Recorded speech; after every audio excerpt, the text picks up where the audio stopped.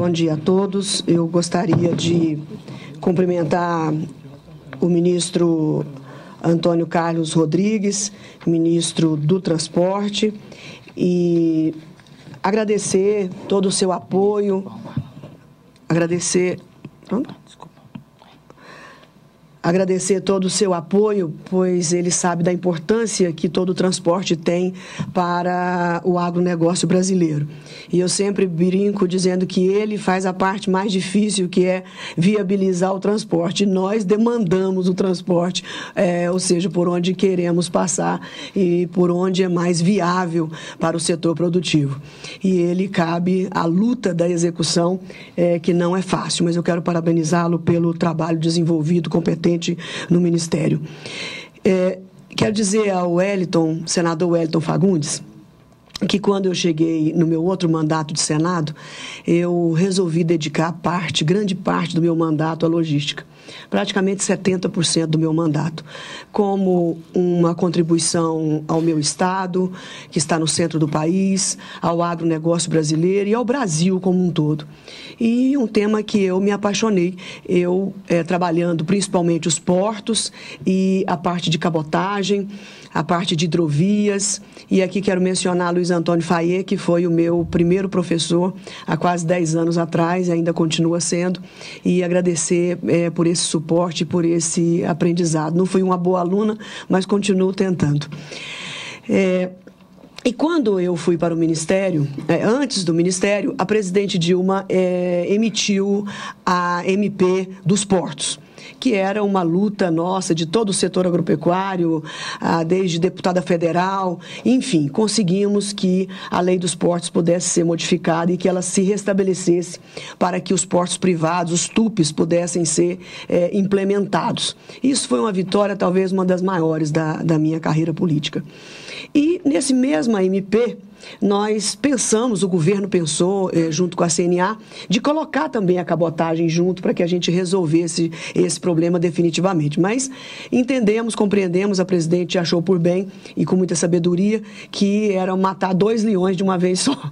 Então, matamos primeiro um leão, que foi o dos portos, e a cabotagem ficou para depois.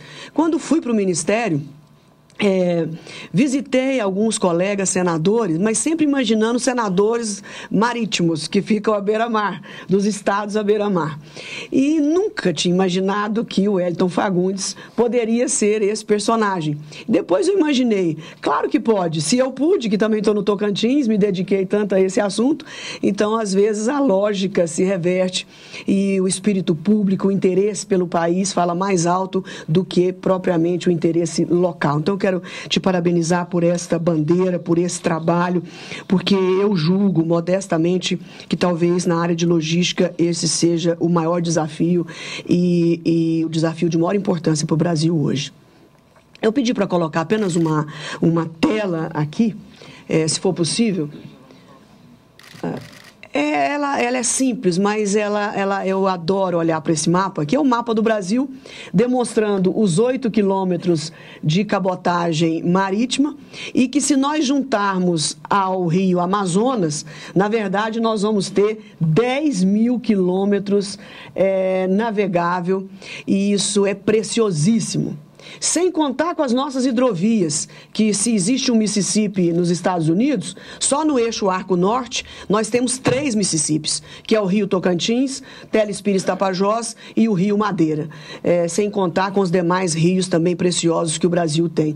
Então, nós temos uma condição extraordinária para a navegação hidroviária, marítima e hidroviária. E por que a nossa logística é invertida por tantos anos? Será que os americanos são mais sabidos do que os brasileiros? Será que europeus são mais inteligentes do que nós? Por que nós mantivemos essa matriz invertida por tantos e tantos anos, tendo um país de dimensão continental, com a força do agronegócio pujante como principal atividade econômica do país, e com um detalhe importante: a indústria tem a felicidade de escolher o seu terreno para ser construído.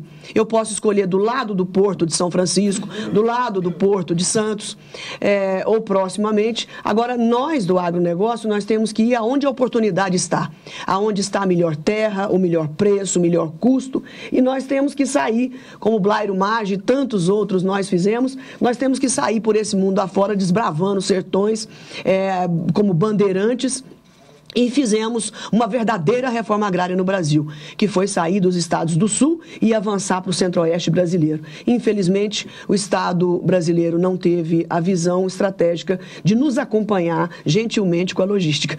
E hoje a presidente Dilma tem se esforçado e se empenhado com dedicação para corrigir essas distorções. Então, na verdade, a presidente, o seu governo, está fazendo não só projetos, como tentando executar projetos. É fazer o gol e defender do gol ao mesmo tempo. Como que o normal é os governos fazerem os seus projetos para os próximos governos executarem e o atual executar projetos que foram feitos no passado. Mas, enfim, nós temos que andar adiante. E a pergunta é, por que é mais barato levar milho do Uruguai para o Nordeste do que levar o milho do Rio Grande do Sul ou o trigo para o Nordeste brasileiro? Essa conta não fecha e essa conta é velha, essa conta é antiga e nós, Congresso Nacional e governo brasileiro, não podemos esperar mais nem um dia para que isso tudo possa acontecer. Nós temos que dividir em etapas, temos dificuldades, mas nada foi mais difícil do que alterar o Código Florestal, nada foi mais difícil do que alterarmos a Lei dos Portos, enfim, quantas outras votações difíceis nós enfrentamos no Congresso em favor do Brasil. E eu tenho certeza que essa não será diferente. Tem estudos na Casa Civil, o próprio ministro do Transporte tem os seus estudos, o Edinho dos Portos também está fazendo alguns estudos, o Ministério da Agricultura, a CNA, as entidades, todo mundo hoje está com algum tipo de estudo de cabotagem na mão e que precisa ser juntado e formatar processos, que seja no Congresso Nacional, que seja decretos, processos infralegais, mas nós temos que tomar uma atitude. Então, mesmo apenas lembrando do quanto é mais barato, nós passamos uma dificuldade enorme na seca do Nordeste nos últimos 3 anos, especialmente, onde nós tínhamos milho, nós tínhamos soja e não tínhamos caminhões e não tínhamos transporte para o Nordeste. Porque justamente no período mais crítico da seca, também era colheita de Mato Grosso, era colheita de Goiás, os caminhões, claro que sem estrada é muito mais competitivo ficarem com seus clientes do Centro-Oeste do que se deslocarem para o Nordeste brasileiro. Tanto que a 020, a presidente e através do ministro dos Transportes, a 020 que sai de Barreiras, Luiz Eduardo Magalhães, e vai até o Ceará para abastecer de milho suínos e aves, tem um trecho de 430 quilômetros que nós esperamos que seja asfaltado. Mas o que tivemos que fazer? Tivemos que fazer via cabotagem, num custo muito mais elevado. Esse milho chegou lá num preço muito maior do que deveria chegar. Ficou mais barato, para falar a verdade, importar milho do Uruguai e levar para o Nordeste para abastecer pela seca.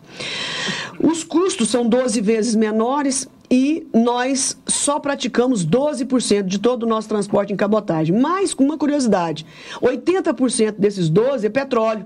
Se nós tirarmos o petróleo, a cabotagem torna-se 4% apenas do transporte, do modal de transporte do país. E sem falar nas emissões, já que nós estamos próximo da Conferência de Paris, das mudanças climáticas e tudo mais, são 4,5 vezes menos emissão de CO2. Enquanto na cabotagem são 570 toneladas quilômetro-litro, na ferrovia 125 e na rodovia 30. Bom, e os desafios, para ser rápido, para obedecer o horário, eu gostaria apenas de fazer alguns poucos comentários. Inicialmente, número 1, que são coisas que nós podemos fazer com muita rapidez.